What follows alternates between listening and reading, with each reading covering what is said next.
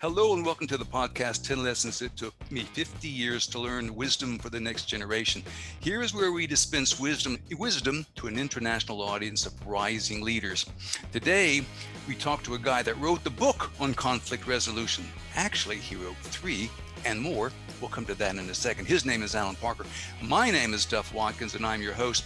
This podcast is sponsored by the Professional Development Forum, which helps young professionals of any age accelerate their performance in the modern workplace. And here on this podcast, you'll hear honest, practical advice that you won't find in any textbook because it took us half a century to learn this stuff. Today's guest, Allan Parker, runs an international consultancy specializing in negotiation and dispute management. And when I say international, I mean it. He works for the United Nations. He's done work for the OECD. That's the Organization for Economic Cooperation and Development. And basically, they build better policies for better lives all around the world. And he's worked for too many international banks and international companies to mention. I will mention, though, in 2019, he was awarded the Order of Australia Medal. And they don't give that to any schmucko. You got to be a very special schmucko, and that's Allan. They gave it to him for his contribution to business, specifically in conflict resolution. Allan, welcome to the show. Great to see you again. A joy to be here. Thank you. Great to be back. You've been in business a long time, as I know, and do you remember your very first business lesson? Yes, I was a practicing clinician, and I was asked to do a corporate business training, and the consulting firm that I was asked to do it with had offered me a fee per day that was double what my income was for the week as a practitioner, as a therapist. And I, in that moment, almost gulped, and I thought to myself, breathe and look as if it's normal. And I've practiced breathing and acting as if it's normal thousands of times ever since, Duff. And if I can, and another way of saying that is if I can hit the pause button no matter what happens and never react, and take a breath in, and if I look up and move my eyes about, Duff, people will think I'm intelligent and thinking. But while I'm actually doing that and looking like I'm searching for something, I'm now breathing out to make sure that my lungs are completely empty of carbon dioxide so that I get free radicals out of my brain. And then I breathe in again and speak. And you got the gig, I guess.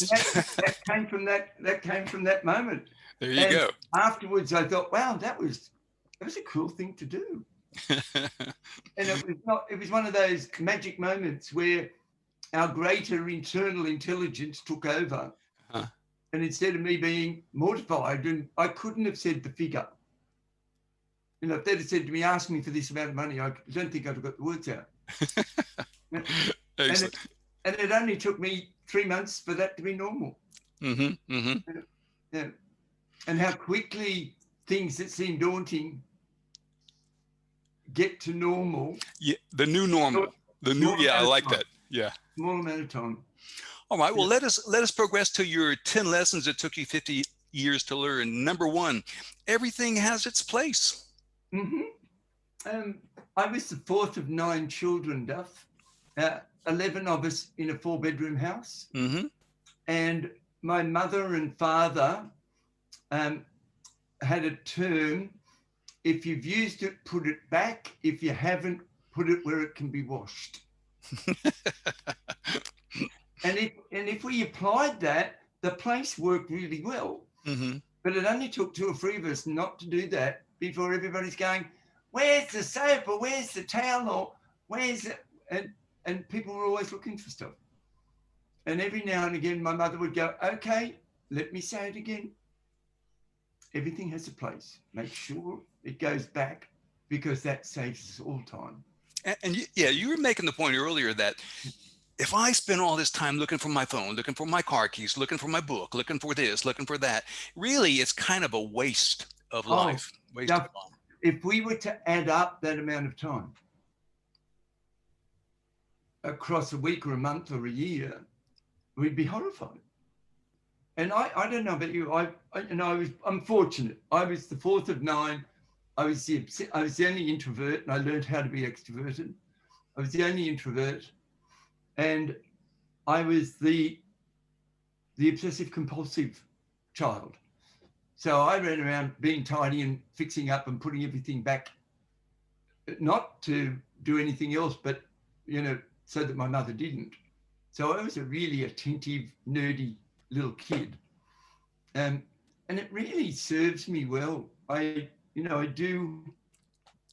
In fact, let me give you an example. You spoke to me earlier about the fact that about 5 or 6 years ago, I had a very nasty experience with viral meningitis. And I had what's called lingering meningitis, which meant I had the meningitis virus in my brain for 11 months and 16 days, which meant I had headaches that whole period of time. And during that year, I had over 40 migraine headaches. And if I woke up with a migraine headache, I woke up blind. And on 11 occasions, I woke up blind in the year.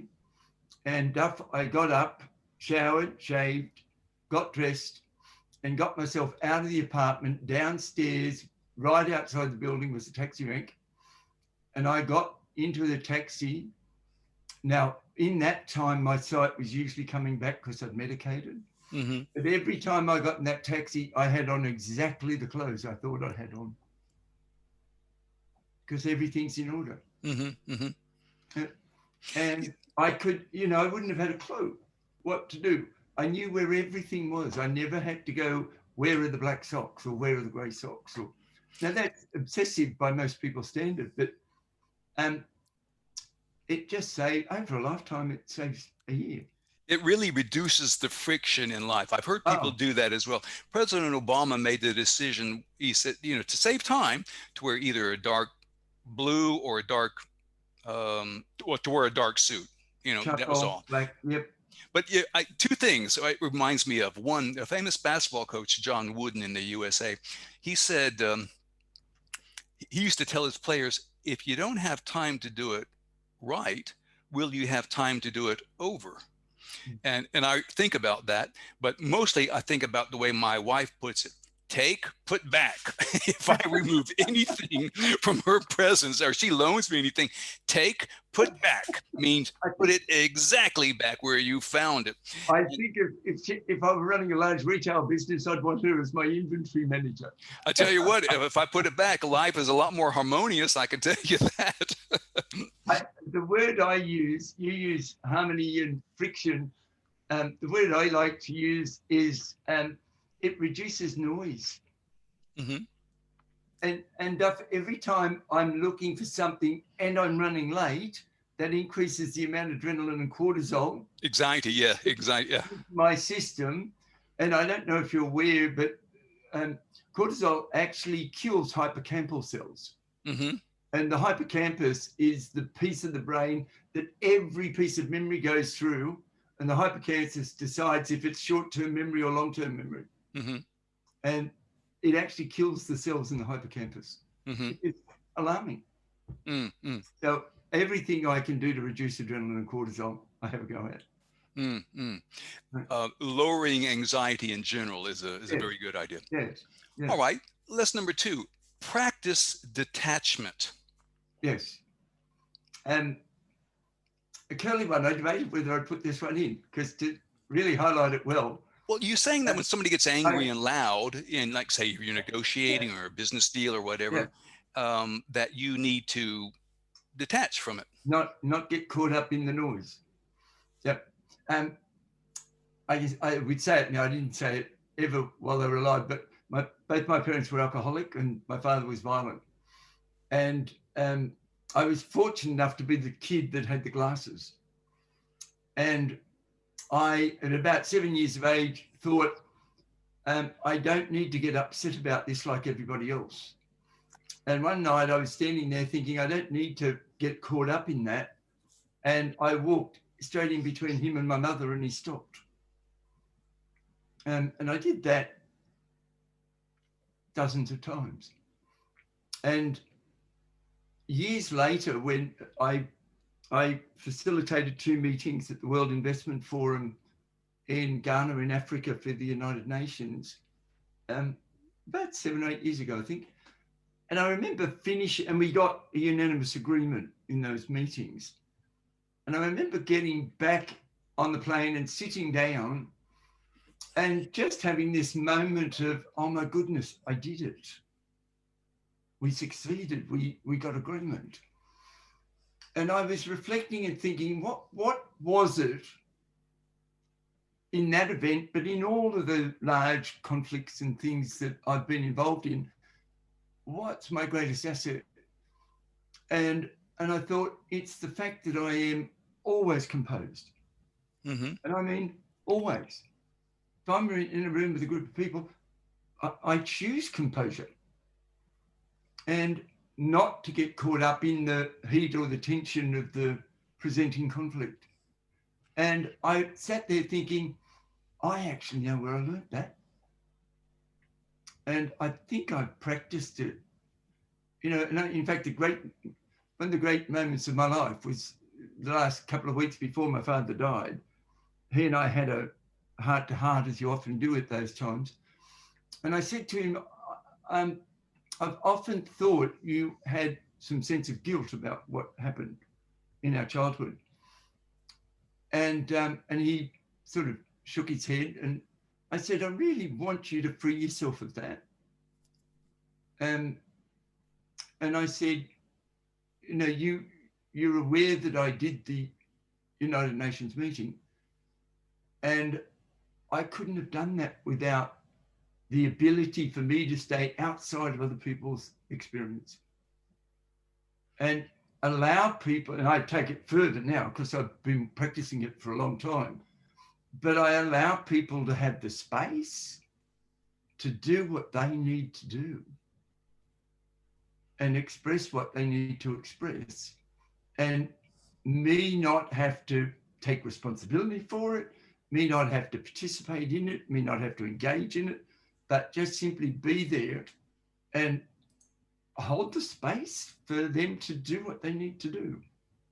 And the lovely gift that gives me is I don't very often get disappointed because human beings do what they do.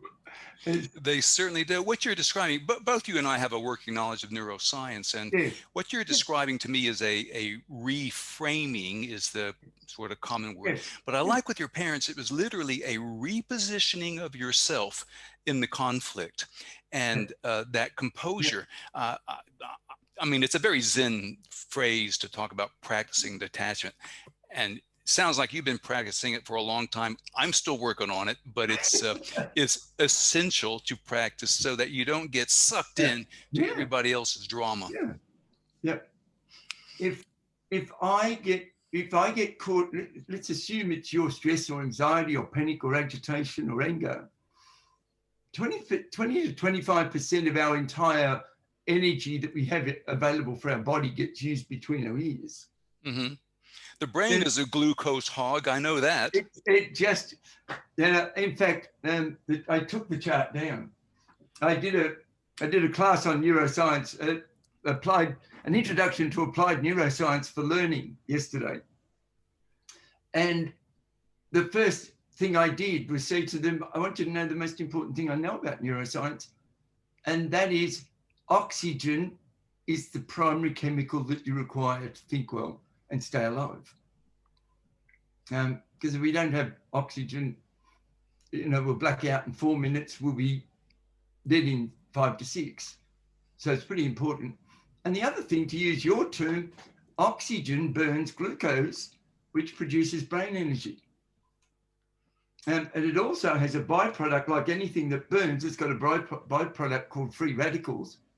And those free radicals get transported out of our body and out of our system through carbon dioxide when we breathe out. And it's why exercise is such an important factor in keeping well mentally, physically, and emotionally. Oh, this is where I get to mention that you used to be a scratch golfer and that you've run 16 marathons and 11 ultra marathons, including 2 races that were 24 hours long each. Okay, I just had to work that in. What a good memory you have. And I'm reading my notes, of course. Okay, lesson number 3. I want you to explain. Can I add one last thing? Yeah, please. Now you brought up running 24 hours. If you're running 24 hours, you've got to run the last 16 hours out of your body in a helicopter, detached, disassociated, watching yourself run. Otherwise, it's hard work. Yeah. Otherwise it's hard. Okay, yeah, I'll just jot that down, because just in case the next time I feel like running for 24 hours. All right, lesson number 3. Explain this to me. You hear more by being honest. Oh, yes. Yeah. Let me have 2 shots at that one. I don't know if you do know this about me. I had a particular eye condition at birth, and it meant I didn't read until I was 30.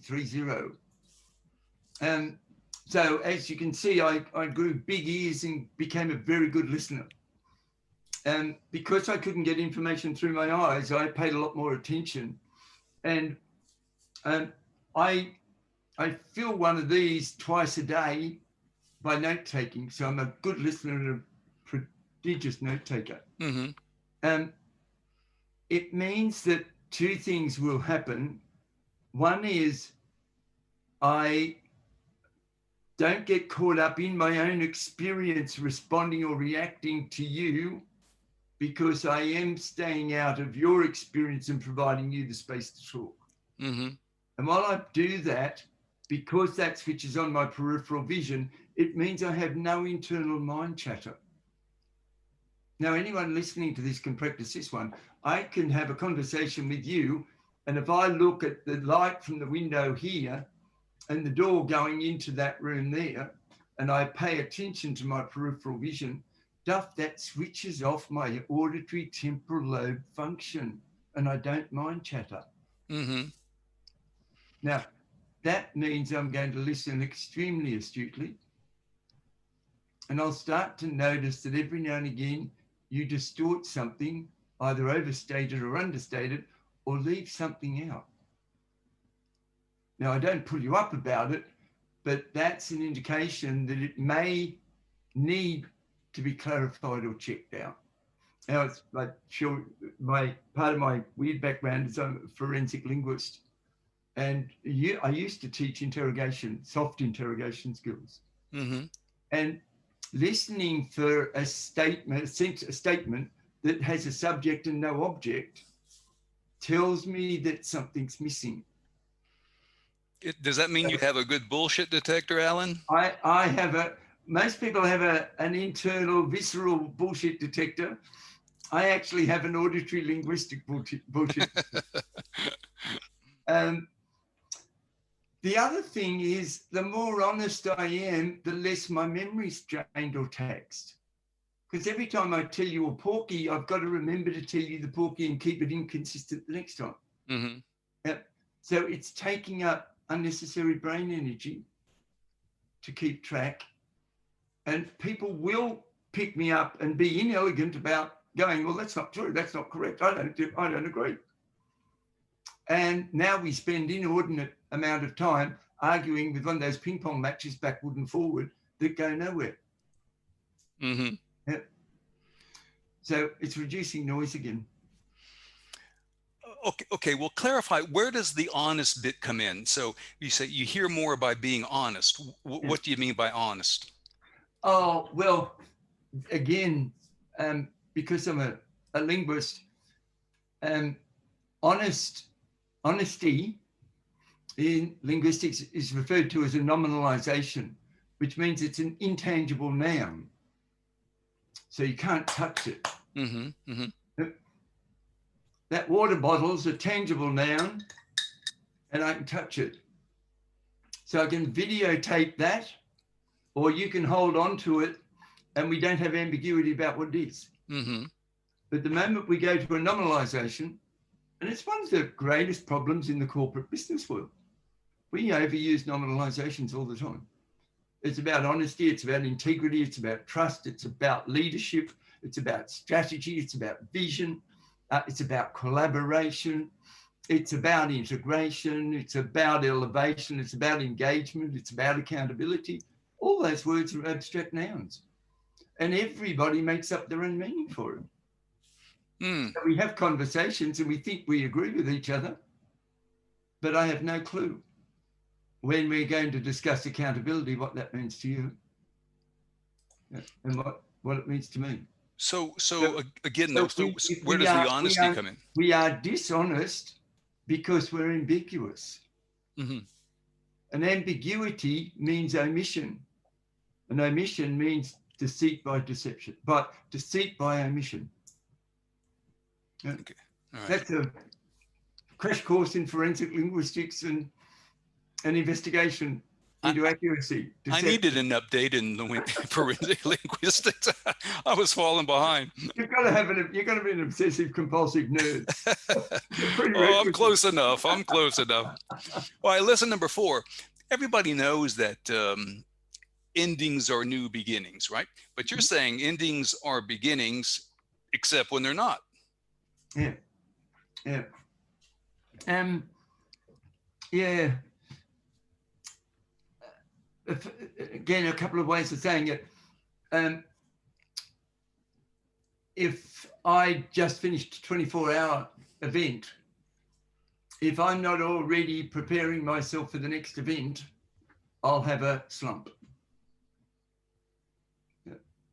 So if I have a brain that goes, this is the end, and let me say to all of you listeners who run a sales function, nearly every sales function in the world does that.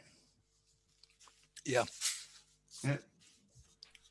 I get to, December 30, and I've achieved my sales figures, and the first week of January is down.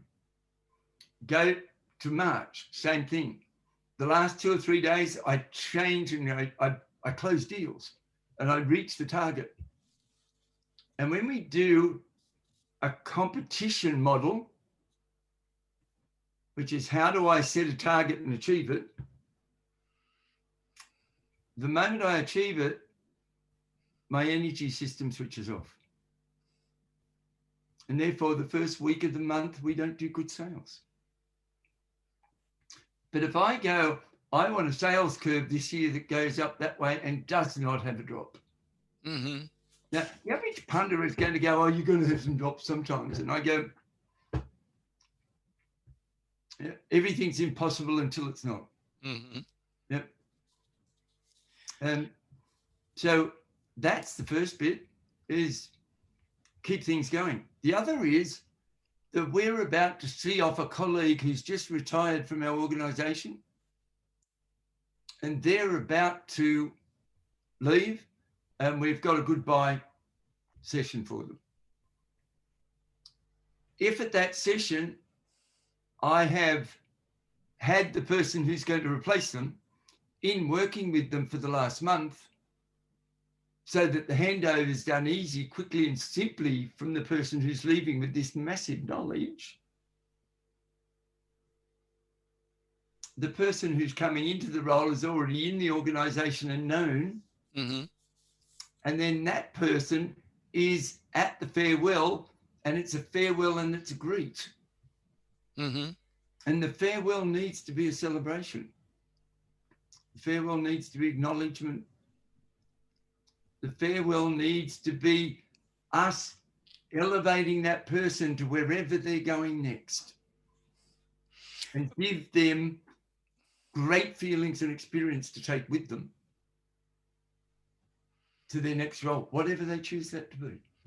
Okay, well, let's go back a second. So how does a person in sales, how do they keep that thing going up? I mean, every salesperson out there listening to this would love to hear some insights about that. Oh, you used to, you mentioned we both have an interest in, I call it a passion, in neuroscience. And you then talked about reframe. the first step is a very simple reframe. And let me take you back to my 24-hour events. I did 24 hours, crossed the finish line, and it's on a 400-meter track, by the way. And So you're just going around in a circle for 24 hours. You change direction every 6 hours. Yeah. Otherwise, your adductor muscles tighten up. Yeah. I crossed the finish line and did 2 more laps. Show off. I know. Because my goal was to run through, not to. Mm-hmm.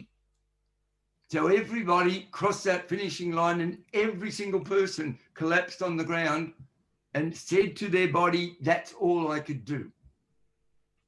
And I would never do that to my body. Mm-hmm. Ever. So I ran 2 extra laps to go. I didn't go to it, I went through it. Mm-hmm. And that the impact on my internal belief system about me is massively rewired, because my experience is I did it, and I did it easily. We live in this world who has to, we've got heroic narcissism going everywhere. Mm-hmm. People have got to, people win gold medals and then tell you what a struggle it was. And I go tell someone who cares. Yeah. I am sick of hearing privileged people talk about their struggle. Yeah. I am sick of it, Duff. Go on, mate. Go on. You're preaching to the choir. Out of it. I cannot believe how many people in extraordinarily capable areas have to go, how tough it was to get there. And I go, boy, it was that I got there. Not to get there, that I got there. Be present with the reality, not theoretical. Yeah, I think a lot of things that I see, the way I see it, Allan, is trying to persuade people to dehypnotize themselves from beliefs that they have ingested, imbibed, or whatever. And that's just it seems just hard for some people.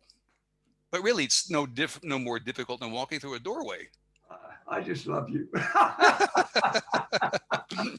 We get along. Be hypnotized. I'm sure you know. Well, I was a clinician. I'm a trained medical hypnosis practitioner. I haven't practiced it for a very long time. However, I watched the corporate business world and all of its ambiguous nominalizations that are meaningless, that the average punter goes, I'm not quite sure what they mean, but I'll have a go. I'm doing a lot of my scientific research in schools at the moment, because I think our best bet, and I have very few regrets about my life. I've been gifted extraordinarily.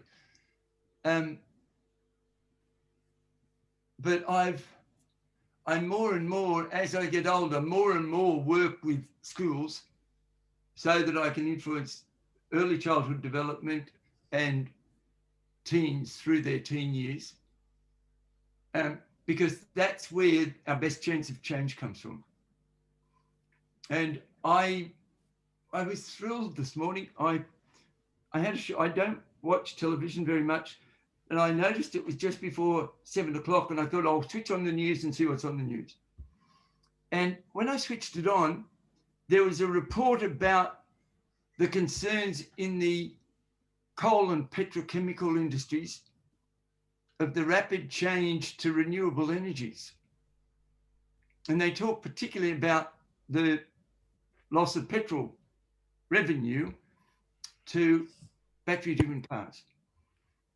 And that the corporation's largest concern was that the 18 to 30 group were dramatically and rapidly moving away from petrol-driven vehicles.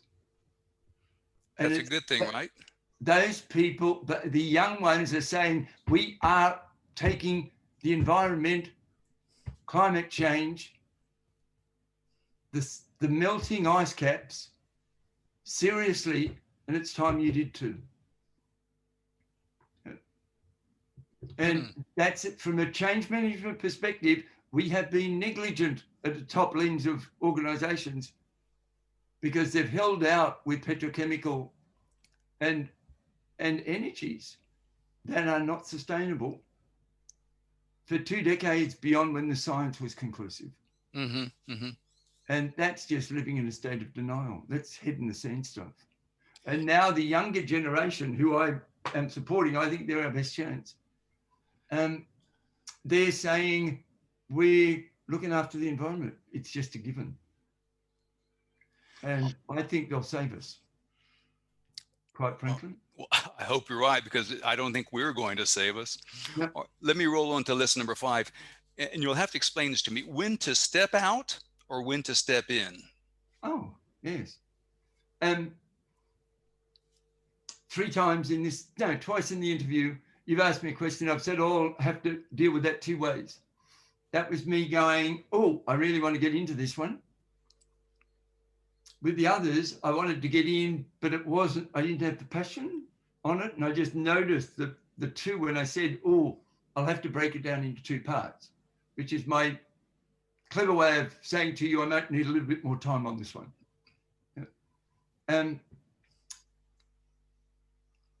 You know, going back to my situation with my father, somehow or other, as a 7-year-old, I decided to physically get in and emotionally stay out. And massive skill. You know, the world is experiencing a level of anxiety, panic, and depression at a rate that we've never ever seen before. And I would say to you, the primary cause of that is people get caught up in stuff that they should stay out of. Yeah. I have a friend who's very neat and tidy, and she's got a wonderful teenage son who I think is a delight, and he has a room that looks like a junk heap. And she, for years and years, has been going on about the junk heap. And I keep saying to her, close his door and stay out of the room. You're the only one getting upset about this. And what you're doing isn't working. Have you noticed it hasn't improved? So why don't you leave that one and go and invest your time somewhere better? I'm going to jump in here, because you're taking me back to a podcast we did several years ago. This was a life-changing piece of wisdom that I don't even know if we recorded it. We might have been off air, but you hear the phrase, people talk about letting go, let it go, just let it go, just let it go. And you said to me, I'll do you one better. Don't pick it up in the first place. And our producer, Robert Hosmer, was in the room. It's pretty impressive. He and I have been talking about that for 5 years or 6 years, whatever it is now. You know, don't pick it up, and then you won't have to let it go. You don't have, you're free to embrace, to engage, or to get the hell out and just don't pick it up. And I got to tell you, man, I should have that tattooed somewhere on a body part. Don't pick it up, and you won't have to put it down. And I swear to God, that is some of the best, most accurate, most helpful psychotherapeutic advice I have ever heard, Allan. And it's so true. Just don't get in. All and right. if you go in, have an exit strategy to get out. Yep. Yeah. All right, rolling on. Thank you for the feedback. Oh, I just had to share that with people, because that was life-changing. It is life-changing for me. Yeah. All right, lesson number 6. All progress is incremental. This is you talking about running for 24 hours in a row. In fact, all change is incremental. And, you know, if we go to either neurology or biology, how well I do, you know, I'm about to be 69 years of age. I think I'm one of the few 69-year-olds who has more body and brain cells being grown and ignited and used and utilized than the average one. And I'm sure it's because I exercise regularly. Mm-hmm. Because blood flow equals oxygen equals glucose equals reducing free radicals.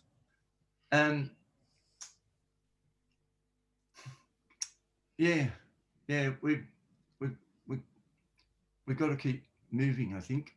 Yeah, I think one of the things, I mean, it strikes me that, okay, I'll go ahead and say it. I see a lot of people, they're looking for the big hit, the quick Oh, success, the fast money, and if you just do the work, success basically it's incremental. It's a step-by-step process. I mean, I remember a football coach, I read it somewhere, and he said he took over a program that was dreadful. This is American Gridiron. And he said, first, you lose by a lot, then you lose by a little, and then you begin occasionally you win, then you win by a little, and then you win big. And that's how he ended up, competing for national titles. But yeah, most things don't happen overnight. Success usually comes, you become an overnight success after 10 years. And it's um, here's one I like to think of. George Clooney, he's done rather well with this acting thing, and he was in a TV show, which I never watched, some medical show, but he was in 12 or 22 unsuccessful pilots before he was in a show that even went to air. And yeah, most people have no idea yeah, how hard musicians or yeah, actors or yeah, anybody in the arts or yeah, athletes, how much well, failure, I guess, they yeah, experience yeah, before something goes their way. yeah. I in when was it? 2012. I wrote Australia's first degree in negotiation, Mm-hmm. and the I should say that to be taught at a university. It was a university yeah, course, yes, never it's been offered in university. Australia. They Yeah, went to you and said, yeah, "You're the man. Write the yeah, course for us." yeah. So I wrote that, and one of the subjects was negotiating change and leadership, and the framework for that course was 6 circles, and the middle circle was your core, your real true essence, your goodness. Mm-hmm. Around that were the 4 Ds, were your dysfunction, your disorders, your decline, and your distress. Mm-hmm. And you needed to choose regularly when you were in your core or when you were in your Ds. And then outside the Ds were what were called the normalized zone. And they're the day-to-day functional things that I do every day, exactly the same, and they're habits and patterns that work, that serves me well. Mm-hmm. And because the world around us changes, those norms that work for me get out of date, and I've got to be sure that I'm throwing out the out of dates, because if I don't, they go into the decline box and I start to decline. E.g., I check my shoe cupboard twice a year because they decline. Mm-hmm. Yep. And there's nothing worse than me getting to a venue to do a presentation, look down and go, wow, I should have thrown those out. Yep. Or go to the boot of most people's cars. Similar. Yep. Outside the norm, and we've got to prune the processes to improve them. Yeah. Yeah. Outside the norm, most people live in the zone called overload. They say yes too often, and they do incompletion too frequently. And they get overloaded and then overwhelmed and then stressed. And they increase the amount of incompletions that they have because of the stress and anxiety. Mm-hmm. And that's why half the world, when you say, how are you, they go busy. Yeah. Busy. One of the things I love to do is go, I'm hysterically occupied. Hysterically occupied. But are you productive? Are you happy? Are you do fulfilled? my best. Yeah. I do my best. Yeah. All right. Listen, number 7. Sorry, go ahead. Outside that is the stretch zone. And the stretch zone is where I make an improvement on everything I do every single day, tiny. And if I live in the stretch zone, I don't ever get caught out by change around me because I live in a constant state of change and improvement. So, and the stretch zone, as you're calling it, is not the comfort zone. It's adjacent to the comfort zone. It's outside. Yeah. So you're going from comfort zone to something new. Yes. I mean, Now, if I want to run the 24-hour event, I'm going to train and train and train and train and make sure my heart rate doesn't go over 110. Because if I can run and train at 110, it's going to be maximum performance because I'll have lots of energy. I won't overburn my sugar, and I'll be fine to run a long period of time without any stress. Mm-hmm. However, when I'm training for an event, I have to every now and again run at 120 or 125 to stretch the limit of what the system will do. And if I do that often enough over a period of time, the next event I run in, I can run at 1.8. In track, we'll stick with that metaphor. It's called interval training, and it's very difficult, but it's brief. It requires discipline. Yeah, yeah. It requires regularity and frequency. Mm-hmm. Yeah, yeah. But it's a beautiful place to live, a place of continuous improvement. I think it's really what most of us are chasing. We just go, we with absolute respect, but we go setting these big goals. And I think if we didn't go quite as long time frame and set goals, or have your time frame, but set goals each week. Mm-hmm. Mm-hmm. See, if you set a big goal out there, you've got to get motivated to get there. If you set little ones, achieve them and complete them on time every time. No exceptions, no excuses. You build the magical ingredient called momentum. And you don't need to get motivated. And I got to say, it works for me. I have a little book that I keep a daily track. Every morning I review what did I do yesterday? What's my progress? There's a lot of pluses and minuses in there. Yeah. See, you're not the only obsessional person there, Allan. So look, I've known we were good buddies for a long time. Okay, let me roll on to lesson number 7, and you'll need to explain this to me. I'm very interested. It's not how much you read, it's how fast. Yeah. Now, this interests me. I've taken 1, 2, 3 speed reading courses, and very helpful, very useful back when I was in university. So I'm curious as to what you mean by this.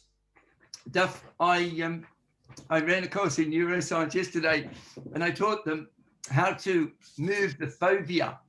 It's the size of a pinprick in the back of the retina in the eye, and it determines when you're looking at something, how much of it's in focus and how much of it's out of focus. So if you were to pick up a book, and you look at the book straight away, and I asked you, how many words can you see in focus? The average person will say between 3 and 5 or 6. So the eye actually doesn't read across the line. It does what are called iterations. Yeah. Mm-hmm. Now, all I need to do to read faster is increase the number of words I can see in each iteration. Mm-hmm. Now, I'm going to do it show you 2 ways. If I put my hands there and you look at my face, it's in focus to you. And yet the flip charts on the wall behind you are out of focus. Can you see that? Mm-hmm. Now, watch, I'm just going to widen my hands and notice that the flip charts are now in focus. Mm-hmm. That's just me manipulating your fovea. And once the fovea is exercised and opens up wider, you'll see more. And by the way, that's what anxiety does. It constrains your attention, narrows it down. And now that you mention it, when I took those 3 speed reading courses, we spent hours of exercise. I mean hours, and it's all about moving along the text to basically so that you were taking in big chunks of words and letting your brain sort it out. I mean, you don't have to do it. Your brain does the heavy lifting. Right. Yep. See, we learn to read syllabically word by word. And what we need to do is learn to read phrase by phrase. And then if we can train that piece of the eye that determines how wide we see. If I was with you now, I'd show you the book. This is the piece of paper I did with the group last night. If I hold that piece of paper there like that. Yeah. Yep. And I bring it back here,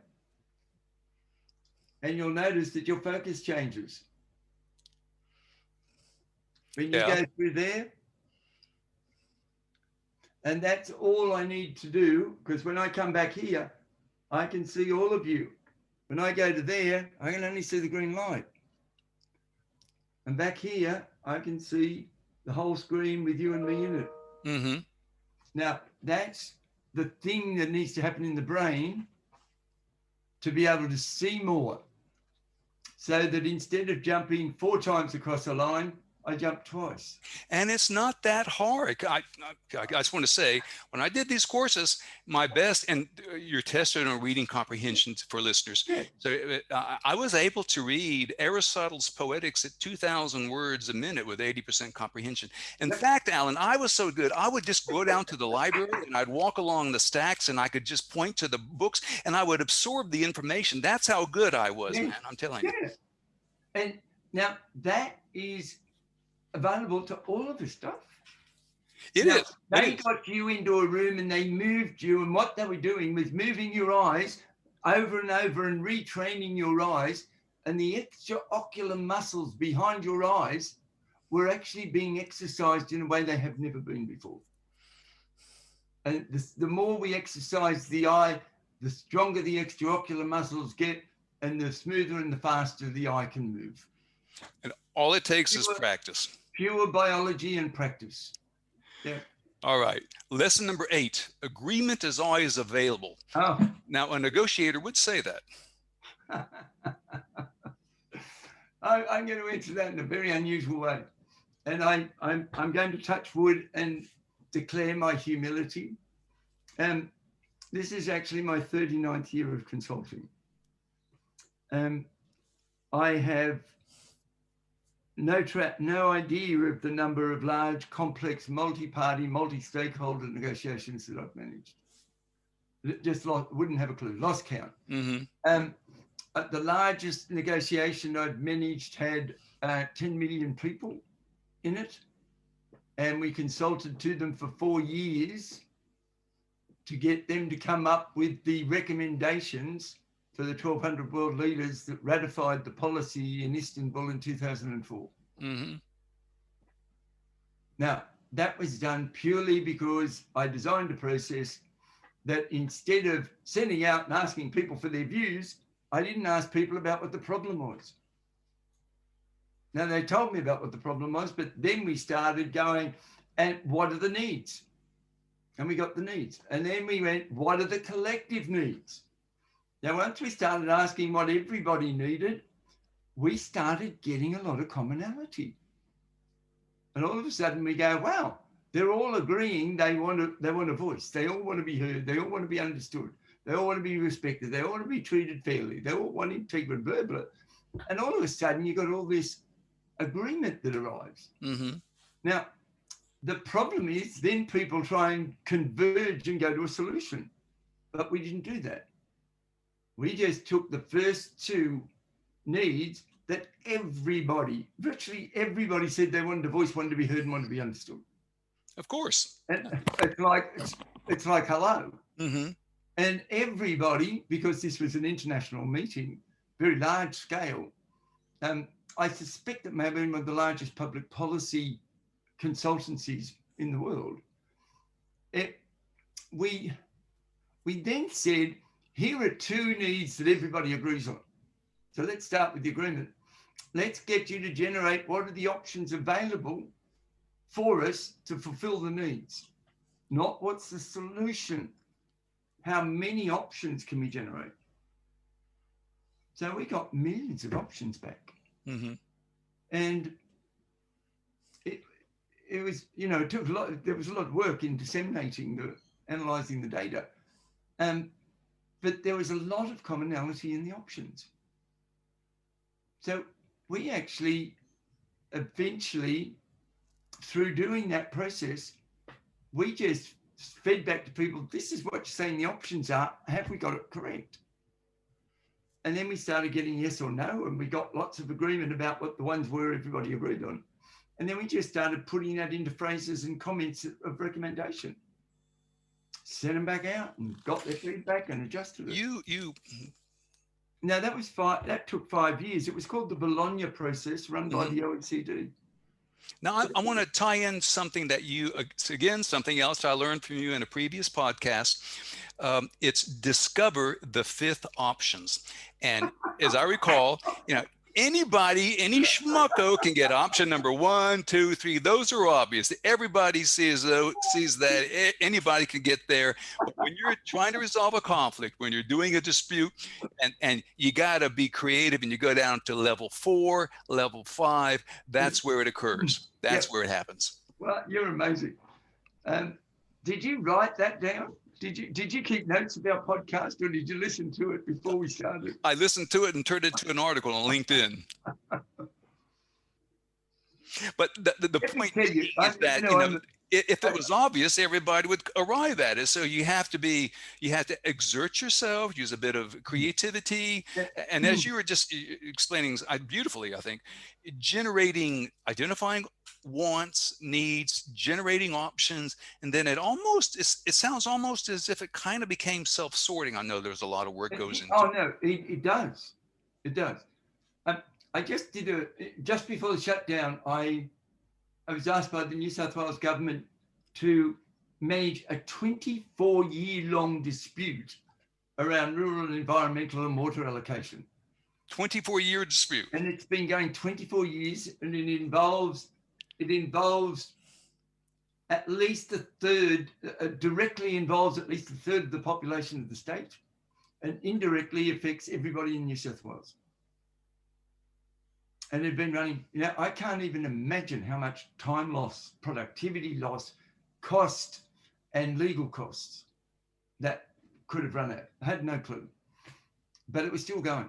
And I said to them, we can't address the state at this point in time.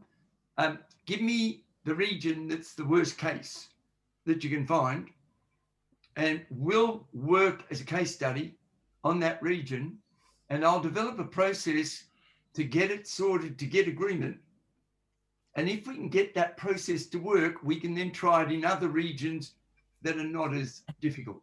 Now, Duff, the work that I'm doing in this new online coaching to learning to coach with neuroscience course, I'm doing the pilot of that with 3 special schools for handicapped children. And if we can have what we're teaching online work for the teachers of a handicapped children's school, and that means it works for the children, the learners, we can do it anywhere. I always pick where's the toughest place. And with this New South Wales one, we got the toughest one. There were, in fact, statewide, there were 311 stakeholder groups, to tell you how big it was. In that area, we had over 20 stakeholder groups, and I had 46 people in the meeting. I had three one-day meetings. And the first day, I just let them rave and get off whatever's on their chest, off their chest. And then when we came in the second day, I said, okay, there is no more talking about the past. We're putting that back there. It's finished. We're going to let it go. We're going to learn from it. We're going to forgive. Today, we're doing nothing else but talking about what everyone's needs are. And we spent a day exploring the needs. And then I brought him back a week later, and we spent a day generating options. And at the end of that day, we had 26 unanimous options agreed upon, signed off on. Unanimous. Okay. And that's the point. Agreement is always available. And I just said to them, you talked about disagreement and conflict in the first one. We're talking about needs and options in the second and third. And what of the 100 needs you've come up with, which ones do you all agree on? So given the process, we don't do any argument or debate. If there's argument, debate, we haven't got agreement. Throw it out and we'll get something if we can. Mm-hmm. Now, those 26 went to the minister with a video of me explaining that process to the minister involved. And they got sign off on, I think, 3 or 4 of those recommendations immediately. Mm-hmm. Yeah. Which is a fast time in politics. Particularly when it's been running 24 years. Yeah. All right.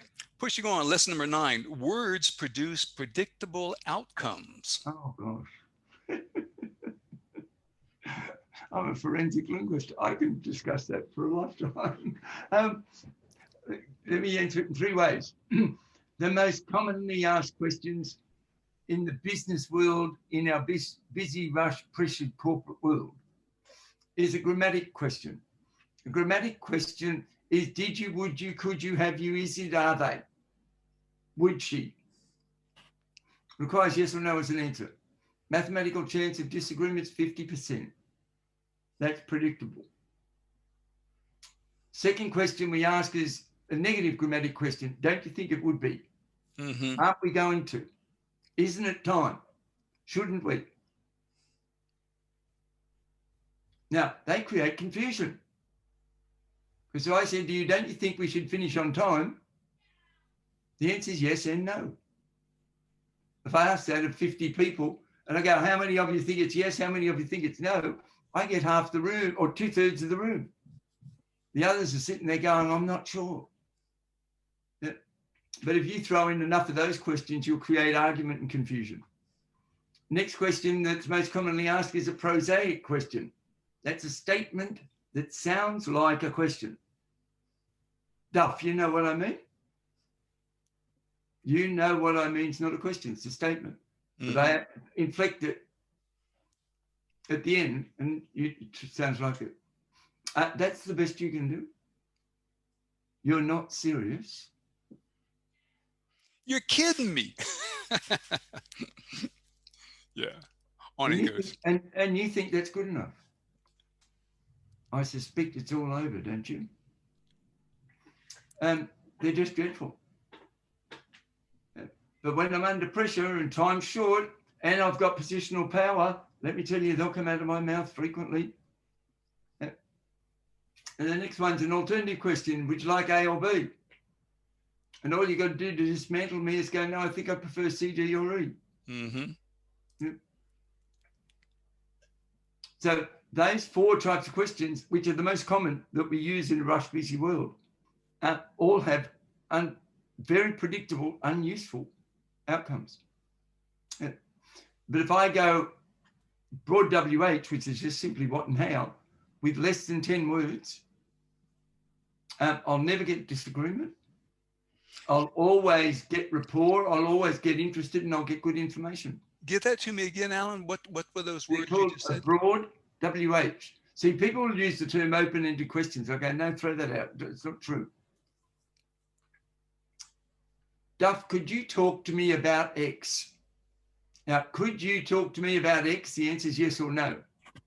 But it's a question that's used at the beginning of interviews to get people to talk. So the literal meaning of the word and the nature and the reception of the question are quite different. And when, where, who, and which are all closed-ended questions. Mm-hmm. When are we finishing? You'll give me a time. Where was that? Who was it? Now, those are narrow WH questions, which are halfway between the two. Narrow WH question I can use when I want to change the subject. So we go, what and how, what and how, what and how? Well, I get the information I want, and then you go, so Duff, how did that come about? And who was that? Where? When did it happen? And now I can go, fascinating. I'm just wondering. And now I can take the topic anywhere I want. I remember you. They're just some quick. Oh, and let me throw in, what would, could, might, we? Yeah, I was just about to say, I have a note here. You said the most powerful words in any negotiation, anytime, anywhere, with anybody, would, could, might. You are so good. Since I've spoken to you, I've published 3 books. I've written 9. You got to be careful with books, because the minute a book comes out, everybody thinks that's what you do. But I wrote Would, Could, Might about 2 years ago, and I think it's getting close to time to think about publishing it. But it was Would, Could, Might, the art of speculative thought. Mm-hmm. Yeah. What, could, would, might, we are 3 of the most powerful words in English. How, would, could, might, we is a turning point in every negotiation.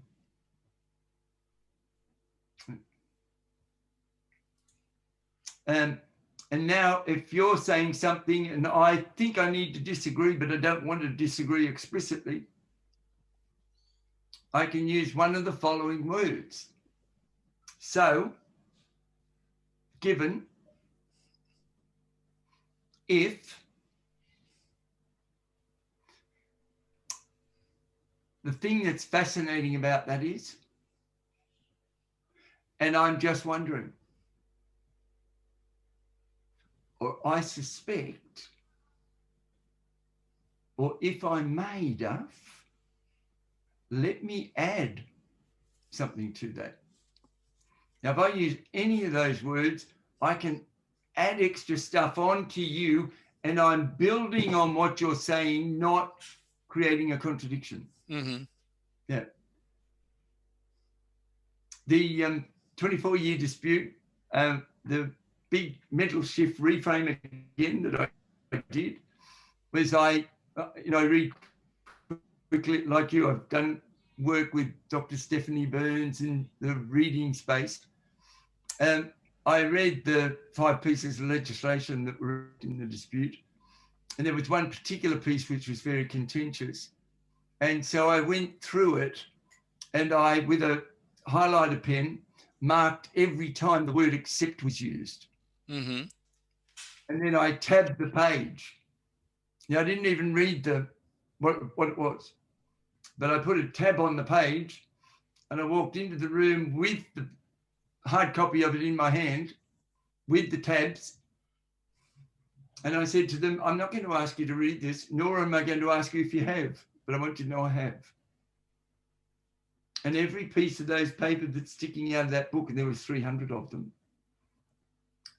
indicates that the word accept is on that page. And I wrote the word accept up on the board, and I said, what do you think that means? And somebody said, well, it means there are exceptions. And I said, yeah, and if there's exceptions, what is there? There's choice, and there's options, and there's alternatives. They'd read the contracts and the policies and the legislations, looking for the points of contention and disagreement. All I did was, because of my linguistic knowledge, I went looking for the word accept because I know the options are there. Mm-hmm. Yep. So when I say to them, what are your needs and what are the options? If they get stuck, I'll get them. But I never have. Mm. But the fact that I said to them, every one of those pieces of paper means the word accepts in there, and that means there's an option. That just opened up their whole brain to, we've got to explore the options, and they did. Mm. Yeah. Yeah. All right, then. Well, let me conclude with a final question for you. We've been talking about things you've learned. Let me ask you about something that you've unlearned. What have you unlearned lately? And by that, I mean something you absolutely positively knew to be true then, but now you realize not the case.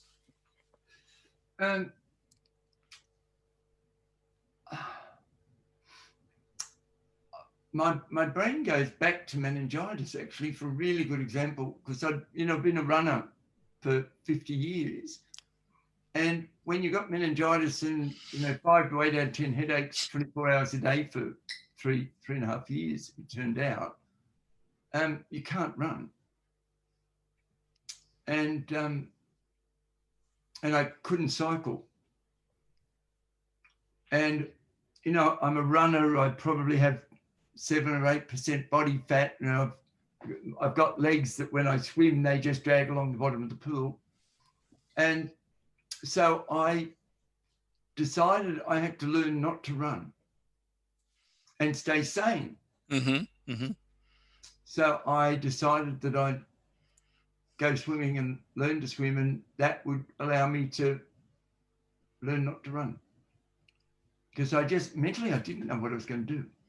Yeah, it's like somebody took away your I needed the best physical therapy. Sorry?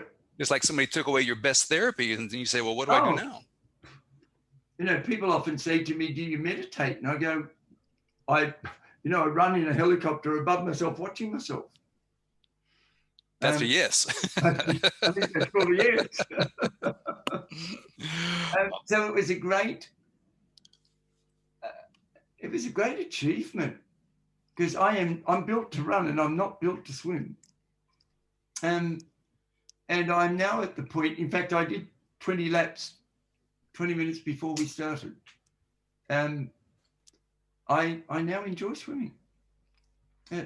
And through a little bit of technique, I can actually keep my feet near the surface of the water. Yeah, that's another thing we share. I mean, swimming is the hardest thing I do, and in some ways the most frustrating. But I learned to enjoy it, and when I go out there and thrash that water in the pool, teach that water a lesson. Yeah. Well, let us finish there on this note. Folks, you're listening to the international podcast, 10 Lessons It Took Me 50 Years to Learn.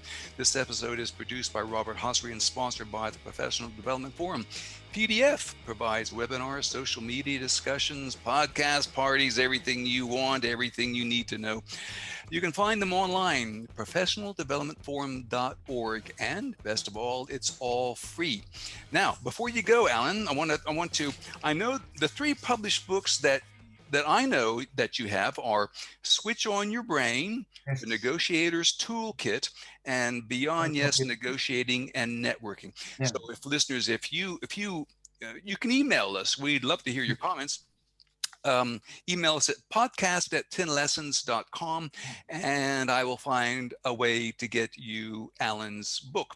Now, Allan, you mentioned that you're doing this new online thing, learning to coach with neuroscience. Tell me more before we go. I do work with a whole variety of schools, mostly around using conversation as a calming agent. So we call it sensitive and considered conversations. Mm-hmm. And it's for principals, teachers, staff members, non-teaching staff, parents and students. And we look at how to interact with each other in a way that keeps us calm and composed. Mm-hmm. And one of the schools that I've been doing that with is a special school and for handicapped children. And they asked me nearly 4 years ago if I would come and teach the teachers neuroscience and look at what was the implication of that for them working with the learning of the students. Mm-hmm. And we did that. We're just about to we're a couple of months off doing the 4th year review of a longitudinal study. And it's been great work. And there's been some really good things, including a substantial reduction in inflamed incidents and violence classroom, in and out of the classroom, and some good academic changes. The school more recently said to me, we need a peer coaching program particularly for the experienced teachers. And we've got this new cohort, the school's growing, and we've got a new cohort of teachers, and we need a coaching program. Now, I'm not a fan of coaching. And I think you're aware of it. I'm not a fan of leadership. I think leadership is dead in my world. We're way beyond the time where it needs to be partnership. The coaching world needs to catch up with the neuroscience, because the neuroscience has told us conclusively that we have mirror neurons. That if you do good behavior in front of me long enough, often enough, I'll copy it. So actually living the desired behavior is more effective than teaching it. And is this an online course that you Yeah. offer? Yep. So we're calling it Coaching to Learn, Learning to Coach with Neuroscience. And well, what is the website? Like, if a listener is interested in this, how do they sign up or contact you? Or Duff, I'm running a pilot program with 3 of the schools, starting on the 21st of January. And that is now set up, and tomorrow it actually goes onto the school's website. It's Darling Point Special School. I haven't got their web details with me, but I'll get it for you. okay, by the time we go to air, then we can put some in the show notes. We can put it on the website. Okay. All right, that sounds good. The guys who are building it are building this system for the 3 schools, and they'll purchase it, and the participants will do it at no cost. Alongside of that, we're going to run the same program available to people at this point who are involved in learning, teaching, or education. Mm-hmm. And they can actually buy a subscription. There's 10 modules in the first round. We think, given the popularity and how it's being received so far, we think we will just keep producing after the 10. Mm-hmm. And I suspect we'll end up doing 20 or 30 programs. The other thing is that I run a 1.5 hour intro to applied neuroscience for learning, which is open to the public. And we do that 6 sessions every week, 1.5 hours every week. And I do the 6-session rotation just continuously. And that one can be visited from our Peak website, which is www.peakpd.com. Yeah. The website again, www.peakpd. Peak, as in Peak of Mountain, mm-hmm. followed by the letters P for Peter, D for Donald.com. The online program is extremely highly interactive with lots of videos and tasks for people to do. And we essentially, in the 10 modules, we will teach everybody 40 skills for liberating learning. And it's microbehavioral scientists. It's 40 microbehaviors, 4 microbehaviors per session to liberate learning. Mm. Yeah. And that's all from Allan Parker, our guest today. So thank you, listener. You've been listening to the International Podcast, 10 Lessons That Took Me 50 Years to Learn. Please join us for our next episode.